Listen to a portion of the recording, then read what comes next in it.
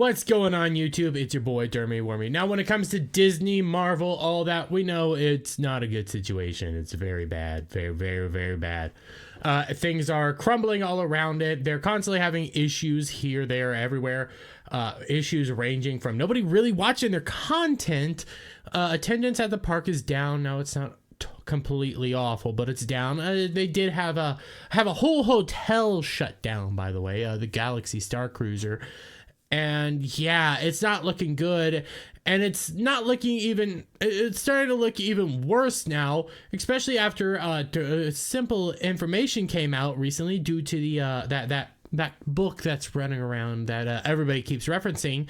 But in it, we discovered that Lucasfilm and Marvel Studios were pressured by Disney to announce projects before they were ready. Yeah, so apparently after 2020 Disney Summit, where I think this was during the time when everybody was shut down, they were promoting Disney Plus and everything like that, and partially everybody's blaming Bob Iger. Everybody's blaming him for the problem. There's also Bob Chapek, but they're blaming the Bobs for all the issues here. What I gotta say is part of the issues when it came to what's going on right now do actually come in the form of quite literally, basically, this isn't just Bob Iger. This is everybody. This is the whole thing crumbling down. And also at the time they were trying to promote Disney Plus. That was the only thing that they had. So yes, they were trying to push it everywhere. But let's get into this, shall we? Lucasfilm and Marvel Studios were pressured by Disney to announce projects before they were ready. As you know, there's a reason for this, as none of the projects were ready to be announced because none of them were ready. But it turns out that they were pressured by Disney Studios to announce these projects. The revelation was made in the recent released book MCU, The Reign of Marvel Studios, and not only were they presuming Lucasfilm to make these announcements before they were ready, they were also pressuring Marvel Studios. Now, they were being pressured because they had to put content out. They had to announce it. They had to give a reason for people to stick around on Disney Plus. But before we get into like some of the Marvel stuff, what was some of the stuff they announced again for Star Wars? Let's see. Some of the Star Wars projects that failed to become a reality are Rangers of the New Republic. Oh, I remember why that one failed. How many people remember why that one failed? And maybe an individual by the name of Gina Carano was supposed to star in it. Yeah, maybe that's the reason that one failed. Let's see. Lando, which is now getting a resurfacing, a Droid Story, and Rogue Squadron. Well, that one got shit canned because the person that was running it was Patty Jenkins, I believe. Wonder Woman lady. Never heard of a Droid Story. Lando's coming back, and this one was scrapped because you outright destroyed Gina Carano. Well, you tried to destroy her. You shit-canned Gina Carano. That's all on you. All these are your fault. I don't blame them for being pressured in. You guys all went along with it. What else do we have? There have been a lot of other Star Wars film projects announced over the years that never ended up going anywhere. Some of the other projects that have been announced over the years include Taika Waititi's Star Wars movie, which is the closest one to go into production, Rian Johnson's trilogy, Kevin Feige's project, and the team behind Game of Thrones, Dan and Dave, yay, were also developing. Yeah, a lot of those actually came beforehand. Taika Waititi was recently announced, same with Kevin Feige. In the past 2 years, Rian Johnson's was announced to help try to promote The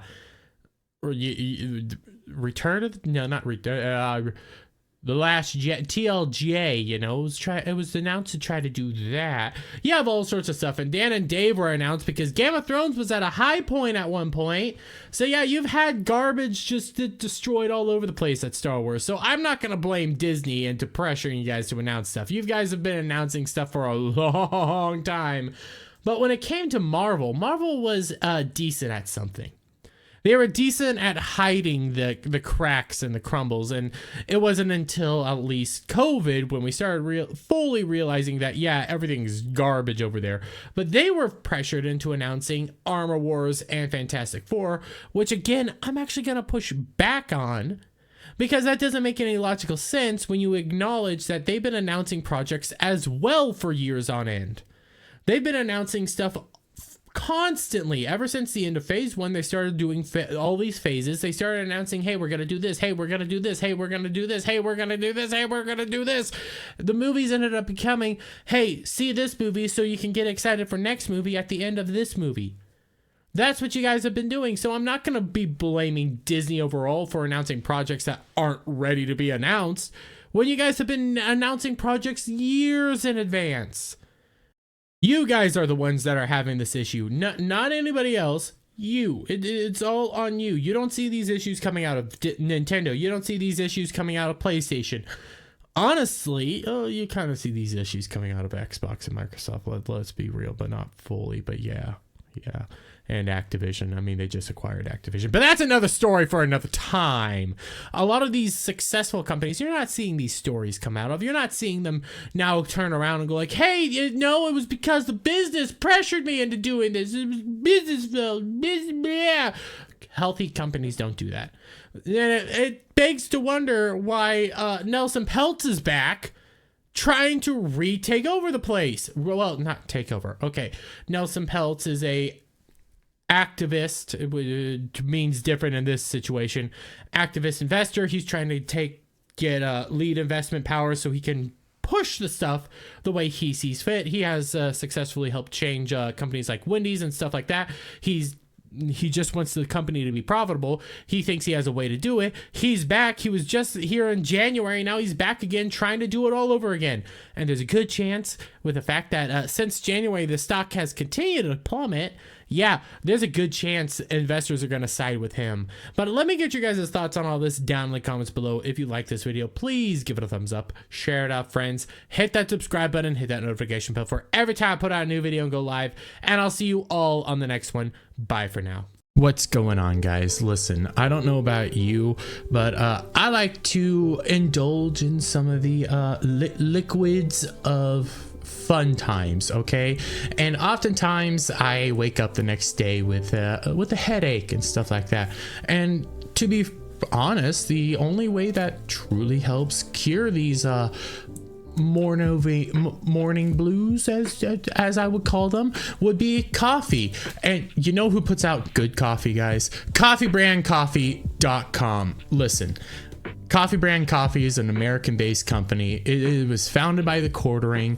He's going out there. He just wants to sell you coffee. He doesn't want to sell you a political opinion. He doesn't care what your politicals are. He doesn't even care what your cultural opinions are, okay? He just wants to come out here and sell good American coffee sourced here in the States. It is all fantastic and amazing. You have 4,000 verified reviews. Most of them are 5-star, 4-star. People are loving this. And I don't blame them, because when you take a look at some of these flavors, you got bourbon flavored coffee. God dang, that sounds amazing. You got gunpowder green tea. I like the boom boom sticks, and I want to know what's going on right there. And when I drink CoCo, I haven't drank it in a while due to the keto diet, trying to lose some weight. But when I do drink CoCo or anything like that, I like some sweetness, I like some richness, and I like some enjoyability in my CoCo. That's why I'm taking a look over here at this rich caramel CoCo.